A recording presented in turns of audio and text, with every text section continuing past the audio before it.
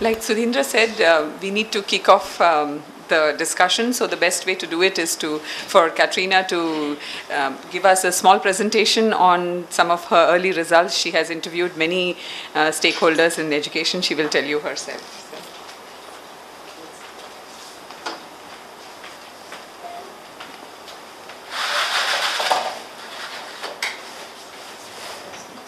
Well, warm welcome to all of you. Thank you very much for being here. I will present you our study. So I will start with a brief outline of our project. So we had three aims. The first one was to provide a holistic picture of science, of the state of science education in Indian colleges today. We were hoping to identify some problems. Some of them have been already identified by previous committees, but still we were really interested to identify potential bottlenecks and to think on how can we overcome them. Okay, so provide a roadmap for revamping science education. Our strategy, well, how did we go about it? We started by interviewing many principals. Some are among the audience, students, teachers, educators, employers, researchers, to give us, let's say, a different perspective on the state of science education. We obviously did a survey on committee reports and on literature in general for best practices, an analysis on science education in general. And we are holding today a roundtable to get your input so that we can actually push revamping for education, science education forward. So this project has lasted for 6 months. We are expecting to release a report in the following month. And it has been done in very close collaboration with Dr. Sanjay Deshmukh, from the head of the Life Science Department from Mumbai University, and Aditi, who is his future PhD student and conducted a lot of the interviews and has done a wonderful job. Thank you.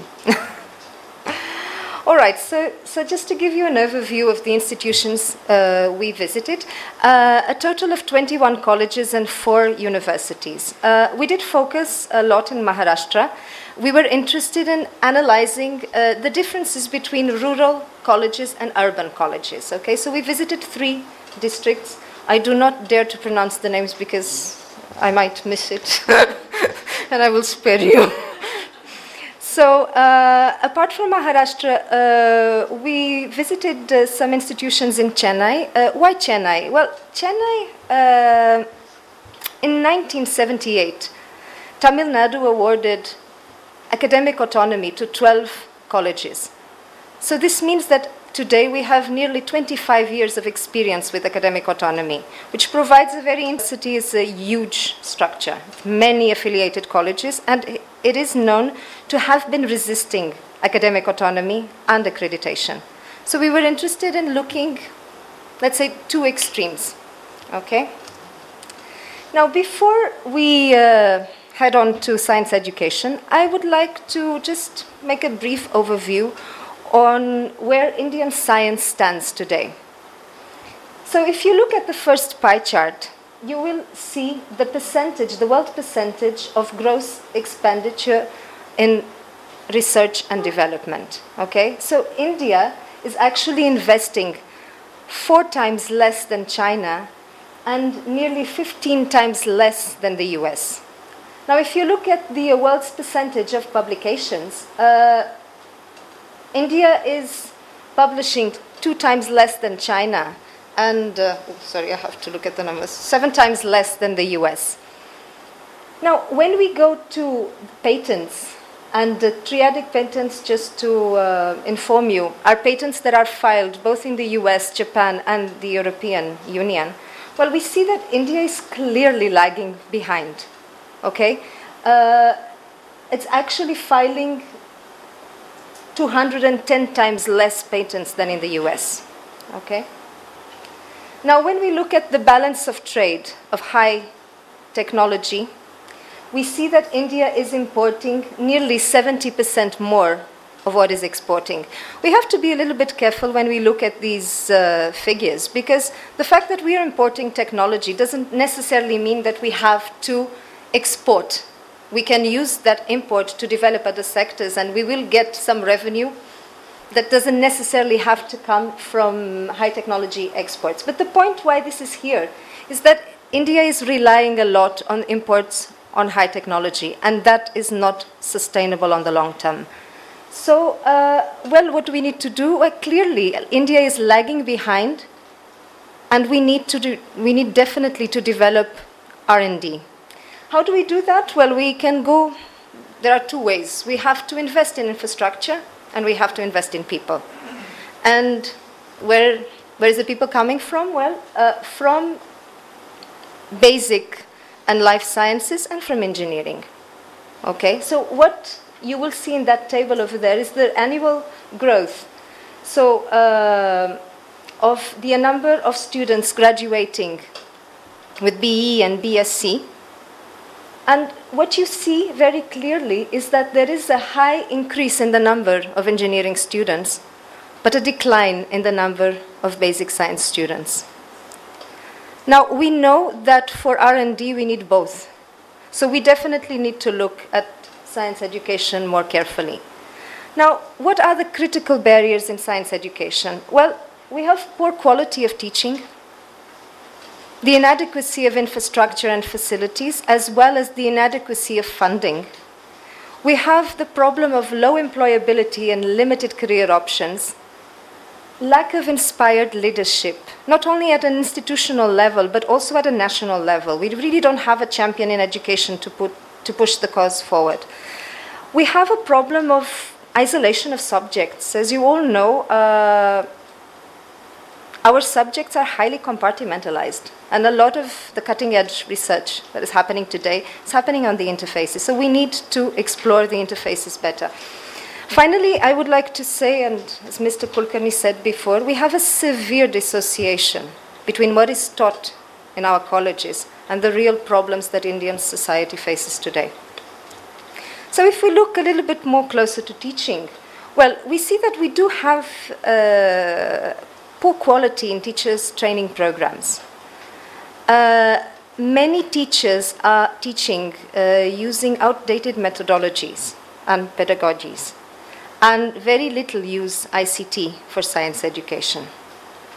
I just briefly mentioned what is happening with our curricula. I would like to say that, as you all know, for many colleges affiliated to university, the curricula is often not revised before 10 or 15 years. It's completely outdated. Teachers' low motivational levels. Well, this is not surprising, considering that there has been a lack of recognition on the teaching profession for a long time. And teachers have been, things are changing a little bit, but still teachers have been considered to be like a proxy for education. They are delivering an education designed by somebody, and the education is going to be actually evaluated by somebody else. So they don't have, let's say, a real active participation except on the delivery mechanism. Finally, we do have also some problem with the reservation policy. I know this is a very delicate subject. The only thing I would like to say here is that there has been an observation that there is a gap of quality between teachers from the reserved category compared to teachers from the non-reserved category, the general category. Obviously, there are exceptions, but still, I mean, there's something that we're not doing very well here, and we need to improve. Now, if we look at infrastructure and facilities, well, we seriously need to revamp our classrooms and labs. I visited many labs that did not have the minimum security conditions. The classrooms, many of them were poorly lit, poorly ventilated, and seriously, an environment that is not pleasant. Now, how can we expect to make education, teaching, and learning experience something pleasant in an unpleasant environment? In terms of, there's a shortage of well-equipped libraries and study rooms. In a city, for instance, as Mumbai, where there's so much noise and so much movement all the time, students need a place to study, a quiet place, and many of them will not find it at home. So colleges need to provide an environment for that. In terms of instrumentation, we know that with the UGC grants, there has been an improvement. At least, I mean, many colleges are capable now of at least equipping at a basic level from an instrumentation point of view. I must say that I was very impressed to see how some teachers have established informal networks to make use of instruments in other institutions. It's really an informal platform of sharing instrumentation because, as you all know, teachers will have a hard time for their own research to have access to state-of-art instrumentation. Okay. Finally, we need obviously to upgrade our ICT infrastructure. Okay. Many colleges have already, I think there's a growing awareness on the need of doing this, and I visited some colleges well equipped with the computer room, free access to the internet, but very few classrooms have actually, let's say, ICT facility. Okay. So when we look at funding, well, as you all know, education requires money. Now, either money is coming from the government or is coming from somewhere else. But we do need to have appropriate funding. We do need to think about the fee structure while we make sure that those who cannot afford have real access to high quality of education. There is a problem with the bureaucracy of fund control and expenditure. As you all know, there is a time lag between the time that a grant is awarded and it's actually available for the college to spend it. Now, this really is a problem because how can you possibly manage in these conditions? It's not obvious. Then we have the absence of fundraising activities at college level and students' financial difficulties. It's not a matter just of paying fees. It's a matter of sustaining during their studies. And we do not have, apart from some schemes of the government for student loans, we do not have a robust mechanism to support our students. Now, when finally we look at employability and career options, as you all know, there's some statistics that only 25% of it's engineers, I think it's engineers, are employable. 75% are unemployable. There is a serious disconnection between what the market needs and what the education system is providing. We know that there is a lack in soft skills, many, especially communication skills. Many students graduate without mastering English, which means that for some kinds of jobs, it's impossible. It's just impossible to be operational. We know that companies are investing in training programs, many times up to 6 months, 1 year, to just bring their freshly graduates to an operational level. There's lack of hands-on experience. We know that if we have an engineer and somebody graduating from basic sciences doing exactly the same job in the same company, he will be paid less. And there appears to be an inability from the parts of students, teachers, I mean community in general, to look beyond career options such as teaching and research. Okay, these are like the two main things that somebody can do with a degree. After this, it's like there are no other options. So how do we go about revamping science education? Well, first of all, we would like to talk a little bit about academic autonomy. Why 25 years of experience in Chennai shown that there was an improvement in the quality of education due to academic autonomy. So we need to look at it a little bit more in detail. We definitely have to revamp teaching, funding, infrastructure, and leadership. Without these 4 aspects, nothing will change, and we have to tackle it simultaneously. We obviously have to improve the use of ICT to improve the quality in our education. And finally, I would just like to make a brief reference to the importance of liberal arts on science education.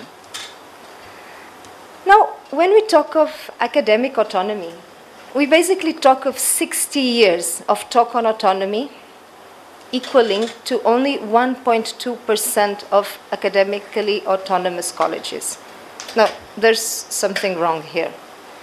And the problem is that academic autonomy has been faced with a lot of resistance. Resistance coming from faculty, resistance coming from administrative staff. I think we need to improve dialogue between all parties if we want to change something. So how can we transform talk into action? Well, we can start by awarding academic autonomy to 20% of the best science colleges. We would suggest accredited by NAC with grade A or higher each year, so that they can have the freedom to design their own courses, their curricula, and their assessment system. Obviously, we have to implement stringent accountability and transparency rules. As I said before, because we have these blockages, we do need to improve dialogue, and therefore organize brain sessions with faculty and administrative staff to demystify the fears of autonomy. Also to see what are the benefits coming from that, and how do you prepare for it. I would like just to say that in the case of Somaya College, they did want to apply for autonomy, and there was big resistance. So I know that Father Mascarenhas, as you all know, St. Xavier's is the only college in Maharashtra with academic autonomy. I know that Father Mascarenhas went and had a brainstorm discussion with the faculty and the administrative staff to answer their questions, you know. And the fact is that today they are applying for autonomy. So it does pay off to improve communication. So finally, I would like to propose a model to scale up autonomy. Now, it's important to note that while some colleges will probably be ready to go autonomous on their own, some will need support, okay? So why not consider a model of cluster of colleges, okay? So during the first year, we have an autonomous college that receives financial incentive or any other kind of incentive to a partnership with 3 affiliated colleges. Now, during 1 year, there's going to be an interaction between these institutions in order to prepare these colleges for autonomy. Okay? In the end of the first year, academic autonomy will be awarded to the 3 affiliated colleges. And for 2 years, they will function as a cluster, sharing common boards of studies, sharing a common work group to work on the evaluation, the experience of managing autonomy. So what we propose is that every 6 months, the end of, not every 6 months, but in the end of the semester, these work groups come together, evaluate their experience, you know, trial and error, improve the system, and if by the end of 2 years, after an evaluation, they're ready to go on their own, then the cluster is dismantled, and each college is now ready to partnership with other 3, okay? I would like also to note that as it is important to have incentives to start the partnership, it is also important to have performance incentives to make sure that the experience actually works out well. Now, if we look at revamping teaching, funding, infrastructure, and leadership, well, we could start by setting up a national expert workforce to design and implement faculty training programs. And here we're not only looking at specific domain knowledge, okay, content, we're also looking at pedagogies, education, technology, leadership, and so on. Teach less and learn more. Instead of trying to teach 8 core concepts to our students badly, we can try to just tackle 3 in depth and provide solid basis so that students will be capable of studying the other concepts by themselves.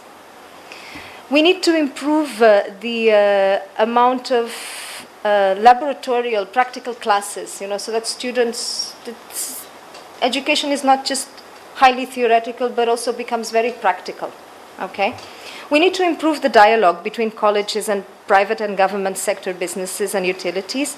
Well, why? Because we want to bring the curricula to be relevant for the societal needs. So we don't want to function in an academic bubble. We want to bring colleges into society. So we want to improve this dialogue that obviously goes in both sense. We need to revise funding regulations, revamp infrastructure. Well, I'm going to say something now that probably somebody might throw a shoe at me, but I think I'll take the risk. In view of so many problems, we might think that considerations like environmental psychology, where we know from research studies that the design of a room, the way it is lit, the acoustics, if there are sound barriers or not, if the campus is located on a green space or if it's in the middle of a very noisy street. We know that all of this has a huge impact on the well-being of students, teachers, and everybody that works in the college.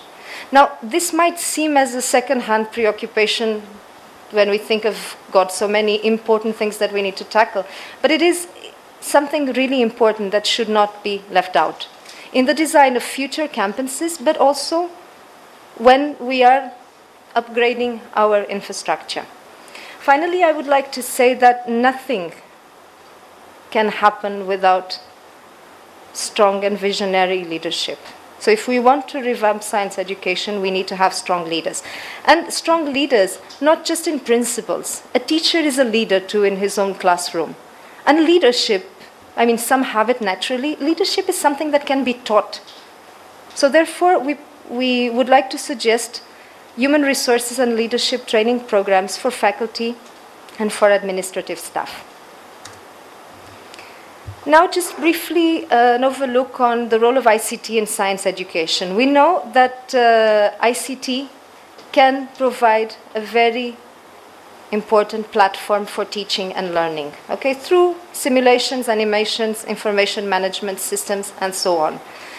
There is evidence that let's say, good use of ICT inside the classroom improves classroom attention and participation. Now, one thing is to be fluent with ICT. The other thing is to know how to use it for education. And I think these are two different things. So, first of all, we need to implement hands-on training programs for faculty. We should publish guidelines on the use of ICT as a support for science education. And obviously, if we want to do this, we need to upgrade our ICT infrastructure. So we need to increase our high-speed broadband connectivity and improve ICT facilities.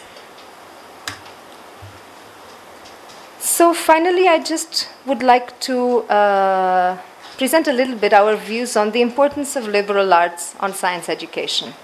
Well, we believe that the cross-training of science with humanities and arts is going to broaden the perspectives of our students, okay?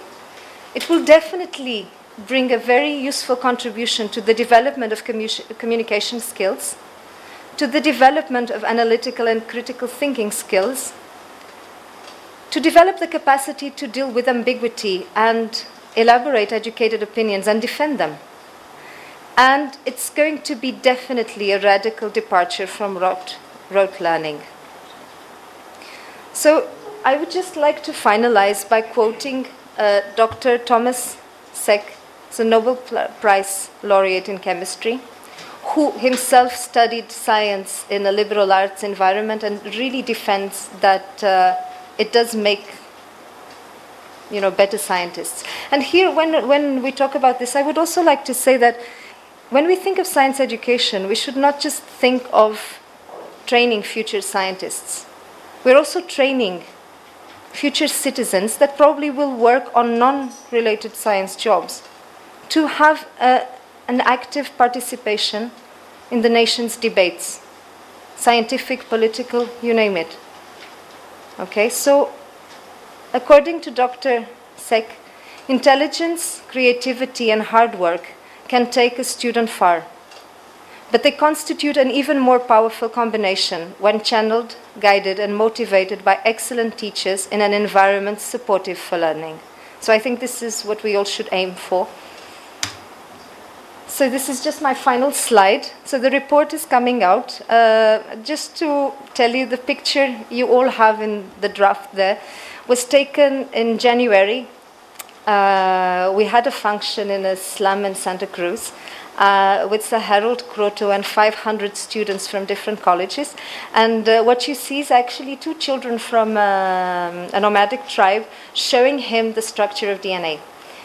So we believe that science should be for all, and we do believe that science can bring a very important contribution to make this world a better world. Thank you very much.